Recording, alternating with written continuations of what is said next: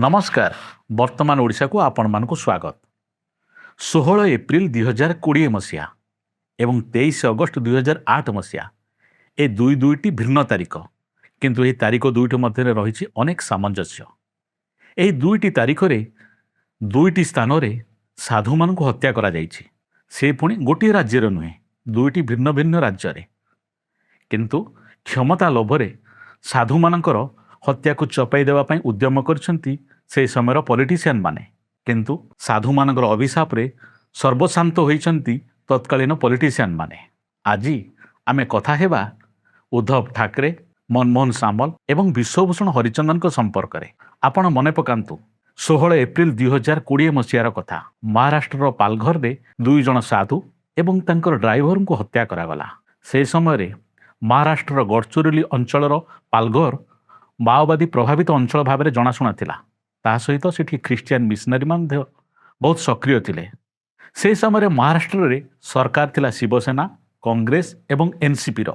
कांग्रेस रो चाप एवं Christian missionary लबी रे मुख्यमंत्री उद्धव ठाकरे कौन निष्पत्ति नहीं नथिले। साधु मानक न्याय मिलिला नाही। साधु मानकर हत्यार ठीक 25 मास पर माने 29 जून 2022 मसीह साधु मानकर अभिशाप रे सर्वशांत हेले उद्धव ठाकरे। तांको हाथरू मुख्यमंत्री पद चलीगला। शिवसेनार एकनाथ शिंदे विद्रोह करदेले। सेतेबेले शिवसेनार विधायकों संख्या थिला 55 जन। शिवसेनार विधायकों मध्यरु 40 जन एकनाथ शिंदे सह मिसी बीजेपी सहित सरकार गठन कले। आ मुख्यमंत्री हेले एकनाथ शिंदे। उद्धव ठाकरे हाथरू केवल मुख्यमंत्री पद चलीगला नहीं, शिवसेना मध्य चलीगला। ता सहित पार्टीर सिंबल मध्य चलीगला। तेबे एकनाथ शिंदे पूर्वरु कौन शिवसेना रे विद्रोह होई नथिला? हाँ आज्ञा, पूर्वरु शिवसेनार बड़ बड़ 4 जन नेता शिवसेना को गुड बाय कर देइथिले। किंतु सेतेबेले शिवसेना आदौ प्रभावित होई नथिला। कारण हिंदुत्वर पॉलिटिक्स करुथबा शिवसेना केबे सनातन धर्म को अपमान करि नथिला। प्रथम थर पई शिवसेनार मुख्यमंत्री थिले उद्धव ठाकरे। आ सेही समय रे पालघर रे हत्या करागला साधु मानकु। किंतु साधु मानकर हत्या समय रे चुप रही गले उद्धव ठाकरे। सेथिपई उद्धव ठाकरे को प्राइस देवाक पड़ता आ मुख्यमंत्री पद हराइले। एबे नजर पकेइबा केउ 4 जन बड़ नेता शिवसेना को गुड बाय करथिले। आपण मने पकांतु 1970 दशकर कथा। हिंदू हृदय सम्राट बाला साहेब ठाकरेंकर राइट हैंड कहा जाउथवा बंधु सिक्रे शिवसेना को छाड़ीथिले एवं संगे संगे एक नुआ दल गठन करथिले। से दलर नाम थिला प्रति शिवसेना, जहाकू ओडिया रे आमे कहिबा छाया शिवसेना।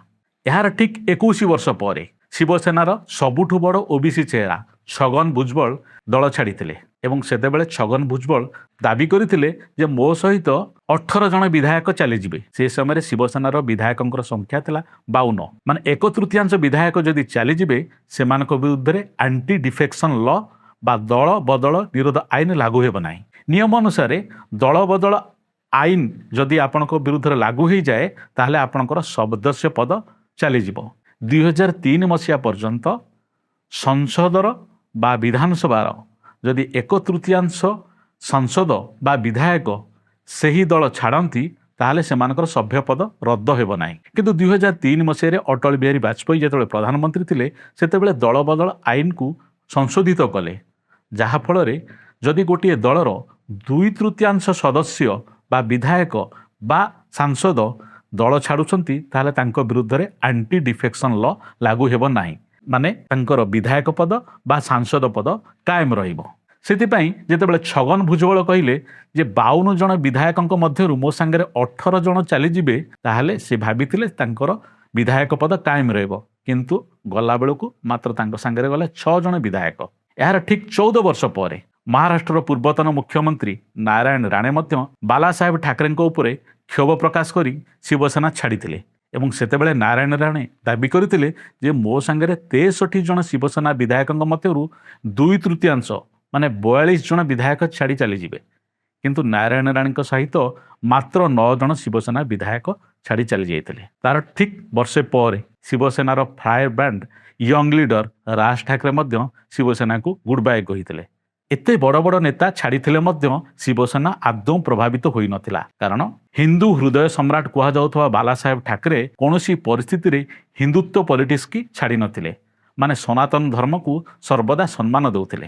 किंतु हिंदुत्वर पॉलिटिक्स करुथबा उद्धव ठाकरे जेतेबेले पालघर रे ସାଧୁମାନଙ୍କର ହତ୍ୟା ସମୟରେ ଚୁପ୍ ରହିଲେ ତାଙ୍କୁ ମୁଖ୍ୟମନ୍ତ୍ରୀ ପଦ ହରାଇବାକୁ ପଡ଼ିଲା। ତା ସାଙ୍ଗରେ ଶିବସେନାକୁ ମଧ୍ୟ ହରାଇବାକୁ ପଡ଼ିଲା ଏବଂ ପାର୍ଟିର ସିମ୍ବଲ ମଧ୍ୟ ତାଙ୍କ ହାତରୁ ଚାଲିଗଲା। ତା ସହିତ ଦେଶର ସବୁଠାରୁ ଧନୀ ମହାନଗର ନିଗମ ଭାବରେ ଜଣାଯାଉଥିବା ମୁମ୍ବାଇ ମ୍ୟୁନିସିପାଲ କର୍ପୋରେସନ ମଧ୍ୟ ହାତରୁ ଚାଲିଗଲା। ଆଉ ଏବେ ଉଦ୍ଧବ ଠାକରେଙ୍କର 6 ଜଣ ଲୋକସଭା ସାଂସଦ ଉଦ୍ଧବକୁ ବାଏ ବାଏ କରିଦେଲେଣି। ଦର୍ଶକ ବନ୍ଧୁ, ଆଜି ଆମର ଥମ୍ବନେଲ୍ ହେଉଛି ସାଧୁଙ୍କ ମୃତ୍ୟୁ, ଉଦ୍ଧବଙ୍କ ଦଶା ଭୋଗିବେ ମନମୋହନ। ଦର୍ଶକ ବନ୍ଧୁ, ଉଦ୍ଧବ ଠାକରେଙ୍କ ସହ ମନମୋହନ ସାମଲ ଏବଂ ବିଶ୍ୱଭୂଷଣ ହରିଚନ୍ଦନଙ୍କର କି ସମ୍ପର୍କ ରହିଛି?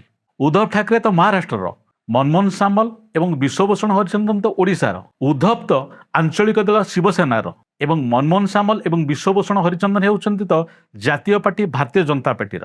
ଏମାନଙ୍କ ଭିତରେ କି ସମ୍ପର୍କ ରହିଛି? ଅଛି ଆଜ୍ଞା।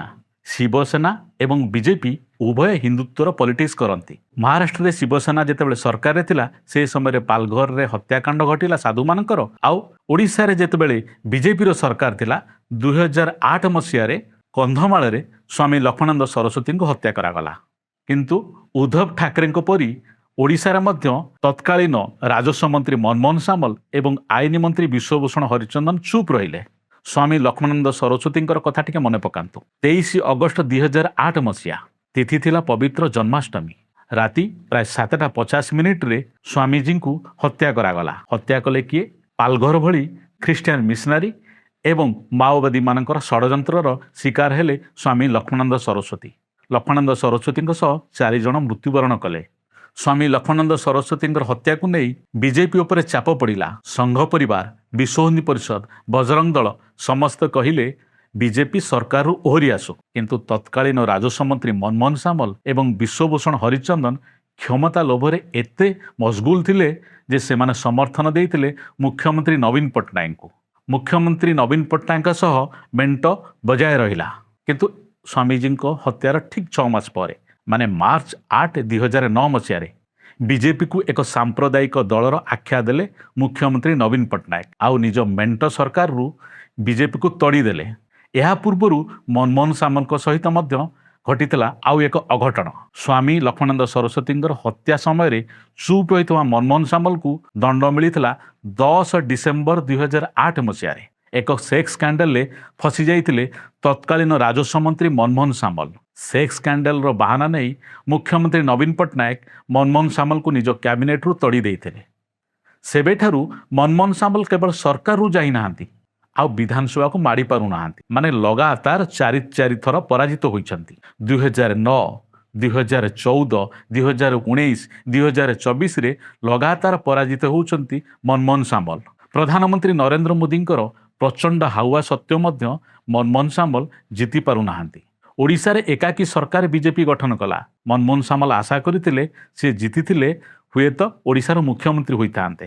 କିନ୍ତୁ ଆଜି ପର୍ଯ୍ୟନ୍ତ ମନମୋହନ ସାମଲ ଜିତି ପାରୁନାହାନ୍ତି। ଯଦିଓ ମନମୋହନ ସାମଲ ଭାରତୀୟ ଜନତା ପାର୍ଟିର ରାଜ୍ୟ ସଭାପତି ହୋଇପାରୁଛନ୍ତି, ରାଜ୍ୟସଭାକୁ ଯାଇପାରୁଛନ୍ତି, କିନ୍ତୁ ଓଡ଼ିଶା ଭୋଟରଙ୍କର ଆସ୍ଥାଭାଜନ ହୋଇପାରୁନାହାନ୍ତି ମନମୋହନ ସାମଲ। ସମାନ ଦଶା ବିଶ୍ୱଭୂଷଣ ହରିଚନ୍ଦନଙ୍କର।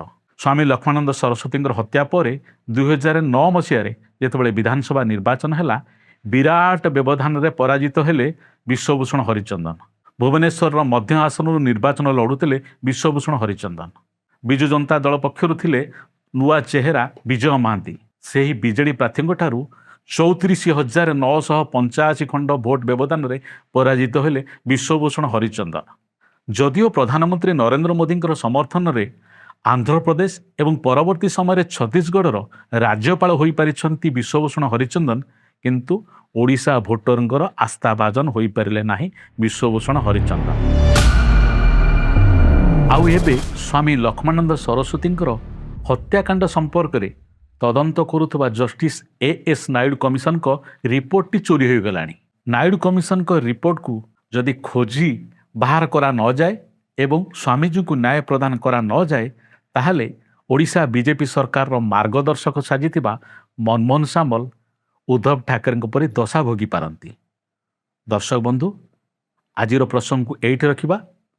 ଆଜିର ପ୍ରସଙ୍ଗଟି ଆପଣଙ୍କୁ କିପରି ଲାଗିଲା ତାହା କମେଣ୍ଟସ୍ ବକ୍ସରେ ଜଣାଇବେ। ରହୁଛି, ନମସ୍କାର।